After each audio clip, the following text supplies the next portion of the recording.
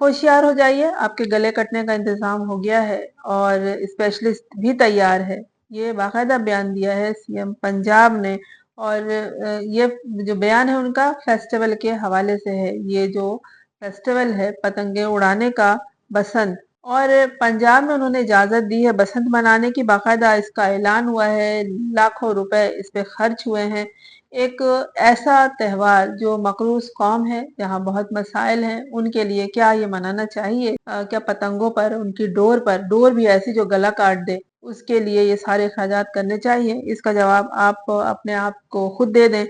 लेकिन साथ ये भी सुन लें कि बसंत जो है वो लाहौर में बहुत ज्यादा मनाया जाता है और पतंगबाजी की जाती है। इसमें जो डोर इस्तेमाल की जाती है वो बहुत खतरनाक है। मैंने भी बड़ी पतंगे उड़ाई हैं बचपन में अपने भाइयों के साथ मिलके। और ये जो डोर बनाई जाती है उसमें शीशा पीसते हैं, इसे मांझा कहते हैं डोर को, और उसमें कुछ लई वगैरह मिला के कुछ उसको लगाया जाता है। ये डोर एक दूसरे को इससे काटती है और फिर वो काटा का शोर मचता है। ये इसमें खतरे का अंदेशा होता है। अक्सर हम खबरों में पढ़ते हैं कि डोर जो है वो गले पे फंस गई है, अटक गई है। मोटरसाइकिल सवार अक्सर इसका निशाना बनते हैं, तेजी से जा रहे होते हैं, ये डोर गला काट देती है। बहुत तकलीफ अमल होता है। तो मरियम नवाज ने ये तसल्ली दी है कि आप बसंत मनाइए, पतंग उड़ाइए, डोर लड़ाइए, पतंगे लड़ाइए, पेचे लड़ाइए। वो डोरी पतंगी अगर गले पे फिर गई तो कोई बात नहीं है, हमने स्पेशलिस्ट भी तैयार कर रखा है। यानी कि कोई हादसा पेश आ जाए तो हमारे पास डॉक्टर्स की टीम फौरी तौर पर दस्तयाब होगी। तो गले कटने का इंतजार हो रहा है, लोग कर रहे हैं और स्पेशलिस्ट इसके लिए तैयार है। तो गले कटवाने के लिए सब तैयार हो जाइए, जाके पतंगे उड़ाइए, पेचे लड़ाइए, इसलिए कि सीएम पंजाब ने बाकायदा इसकी इजाजत दी है। मैं इसकी मुखालिफ हूँ। अपने तौर पर कोई मना ले छतों पे अपने तो और बात है, लेकिन इसका सरकारी सतह पर ऐलान करना वक्त और पैसे का ज़िया है। एक हड़बोंग मची रहती है और फिर जान जाने का एहतमाल है। आगे आगे सुनिएगा कि क्या ये जरूरी है कि हम बसंत मनाएं, हम पेचे लड़ाएं। तो मरियम नवाज का जो बयान है कि आप लोग पतंगे उड़ाइए, पेचे लड़ाइए, मांझा भी बनाइए, शीशा पीस के उसमें डालिए, धागे पे लगाइए, लेकिन हमने भी आपके लिए ये एहतमाम किया है कि स्पेशलिस्ट तैयार कर रखा है, आपका इलाज भी हो जाएगा। इसे मस्बत अंदाज से समझिए। तो ये असल में उन्होंने यकीन दिलाया है कि हम बसंत के मौके पर जो हालात इस तरह के अगर हादसा पेश आ गए तो हम इसे महफूज बनाएंगे, लेकिन त्यौहार मनाइए जरूर, क्योंकि ये हमारी पहचान है। कुछ इसी तरह से होगा, जब भी तो इतना जोर दे रही हूँ बसंत मनाने पर। ऐसा लगता है कि इस तरह के त्योहार की बहुत ज्यादा अहमियत है, बहुत ज्यादा जरूरत है कि उसकी सरकारी सतह पर तरवीज इरशाद की गई है। और कहा गया है कि पुलिस की निगरानी भी होगी, हिफाजती केयर भी की जाएगी। यह है कि पुलिस भी फराहम की जाएगी, केयर भी की जाएगी, हिफाजती इकदामात भी किए जाएंगे, तिब्बी सहूलियात भी फराहम की जाएंगी। बस आप पेचे लड़ाई कि चूंकि जान नहायत कीमती है, तो उसके बचाव के लिए हमने ये एहतमाम किया है, लाइफ सेविंग इकदामात कर रखे हैं। अपने कल्चर को, अपने त्यौहार को मनाइए और बहाल कीजिए। जो ये खत्म अगर हो गया है तो इसे और भी फैलाइए, इससे मुआशी फायद भी हासिल कीजिए, सियाहत में इसको शामिल कीजिए। यानी कि ऐसा मनाइए त्यौहार कि आइंदा लोग दूर दराज से, बैरून मुल्क से बसंत मनाने लाहौर आए। ये है उनका मस्बत पहलू। वो ये कहना चाह रही है कि इससे फायदा भी उठाइए। जाहिर है लोग पतंगे बनाएंगे, धागे बनाएंगे, तो इससे अपना कारोबार भी फरोग देंगे।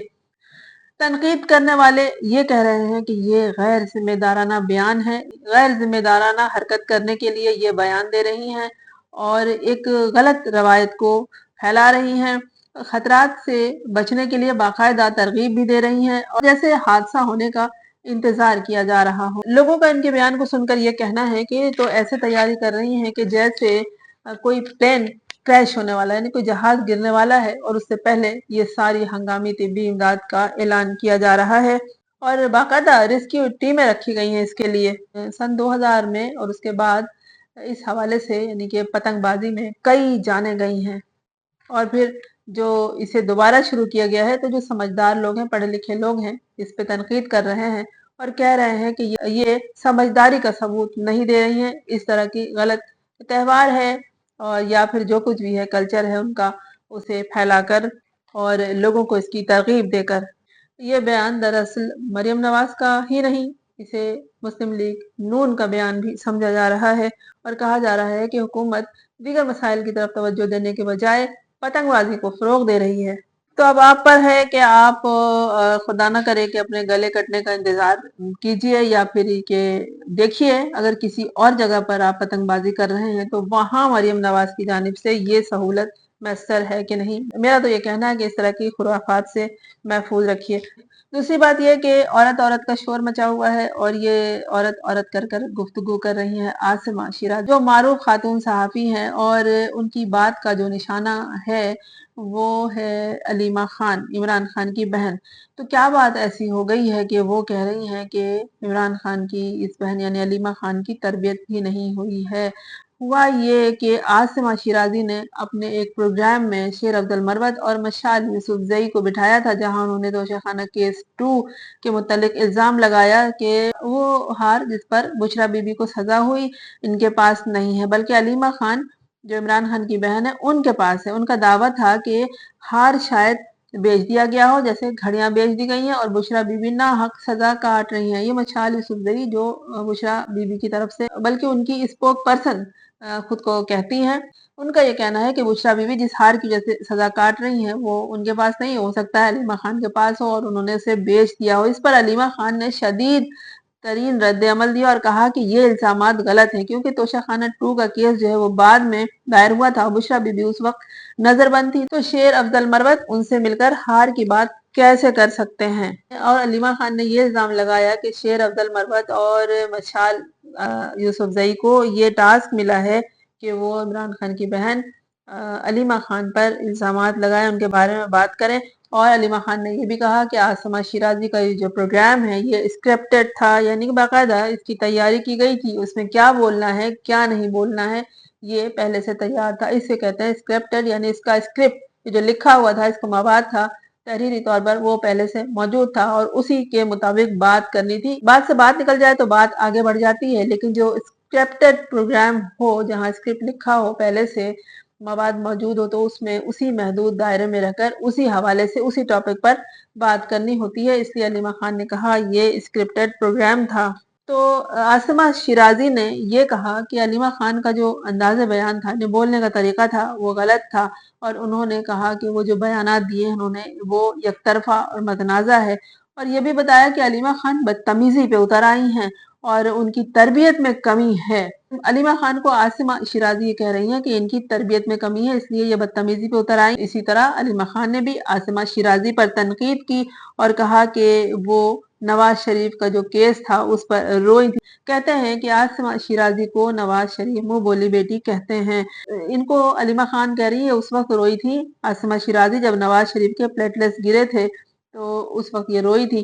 तो आसिमा शिराजी का कहना है कि मैं नहीं रोई थी और फिर इस पर औरत औरत ये औरत वो औरत इस तरह एक दूसरे को कहकर ये शोर मच रहा है। दोनों खवातीन आसिमा और अलीमा एक दूसरे पर इल्जामात लगा रही हैं और पीटीआई की जो सपोर्टर्स है वो आसिमा को औरत कार्ड इस्तेमाल करने वाली या हुकूमती सहाफ़ी कहकर तनकीद कर रहे हैं, जबकि आसिमा अलीमा खान के रवैये और तरबियत पर सवाल उठा रही हैं। ये सब कुछ जो है वो सियासी तनाव है, सियासी बयानात की वजह से हुआ है और तोशाखाना केस और इमरान खान की बहनों को टारगेट करने के इल्जामात का नतीजा भी है, जो इस वक्त बहुत ज्यादा वायरल है। ये अपने अपने मकसद के लिए ये लोग बात कर रहे हैं। जो मशाल यूसुफजई हैं और मरवत हैं, इन्होंने जो अलीमा खान के हवाले से बात की और फिर ये उस पे जो आसिमा शिराजी ने बात की है। आसमा शिराजी ने अपनी से बड़ी उम्र की खातून को जो बुजुर्ग के दर्जे पर फायज होती हैं उनको ये कहा कि इनको बात करना नहीं आती, इनकी तरबियत में कमी है। वो लोग जिस ज़ईफ़ी के दर्जे तक पहुंच जाते हैं, बुजुर्ग बन जाते हैं, हो जाते हैं उम्र के हवाले से, उनके बारे में ये बात कहना कि इनकी तरबियत नहीं हुई है बहुत गलत है।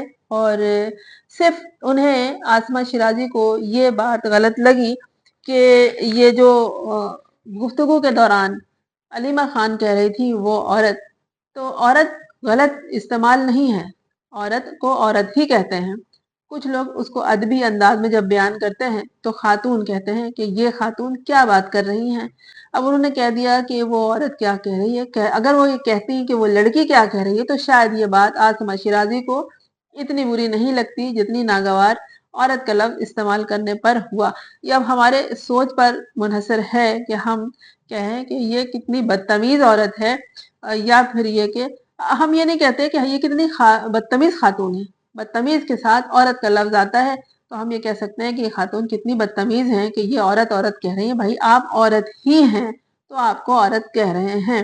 بہت زیادہ ادبی انداز میں جاتے تو یہ خاتون کا لفظ استعمال ہو سکتا تھا، انگریزی میں لیڈی کہہ کے مخاطب کر دیتے یا وہ بچی کہہ دیتے، لیکن جب انہوں نے کہا کہ وہ عورت یہ کہہ رہی ہے تو عمر کے جس حصے میں ہے ان کی معافی ہو سکتی ہے، لیکن عاصمہ شیرازی جس حصے میں ہے، جس کام کو وہ کرتی ہیں، اس میں ان کے لیے ضروری ہے کہ وہ بہت لفظوں کا چناؤ سوچ سمجھ کر کریں، اور کسی بھی بزرگ شخصیت کے بارے میں یہ کہنا بہت ہی غلط محسوس ہوتا ہے اور ہے بھی کہ اس کی تربیت نہیں ہوئی ہے۔ تربیت کی بات میرے پاس بھی نہیں آئے گی، عاصمہ شیرازی پر لاگو ہوتی ہے کہ ان کے بارے میں کوئی کہہ سکتا ہے کہ ان کی تربیت نہیں ہوئی ہے۔ ایک تو گھر سے، خاندان سے جو تربیت ہوتی ہے ماں کی گود سے، اور دوسری تربیت کام کرنے والے لوگوں کی ان کے اداروں میں ہوتی ہے کہ آپ کو لوگوں سے کس طرح بات کرنا ہے۔ علیمہ خان عمران خان کی بہن ہے، اپنے بھائی کے درد میں وہ وہاں پر موجود ہوتی ہیں، ان کی زبان سے عمر کے اس حصے میں اگر عورت کا لفظ استعمال ہو گیا ہے کہ وہ عورت یہ غلط کہہ رہی ہے اور اس سے مخالفت کرنی تھی، اس ہار کی اسے مخالفت کرنی تھی، بشریٰ بی بی کی، علیمہ خان کی، اور اس ہار کی بات کرنی تھی جو توشہ خانہ سے غائب ہوا یا بیچ دیا گیا جو بھی ہے، تو اس حوالے سے وہ پروگرام تھا۔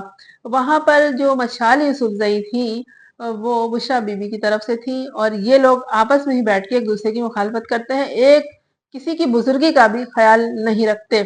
بشریٰ بی بی جو ہیں انہیں تو لوگ کیسے کیسے الفاظ سے نوازتے ہیں، جادوگرنی بھی کہتے ہیں، تو کیا کسی خاتون کو جادوگرنی کہہ کے آپ لکھ سکتے ہیں، بلا سکتے ہیں یا مخاطب کر سکتے ہیں؟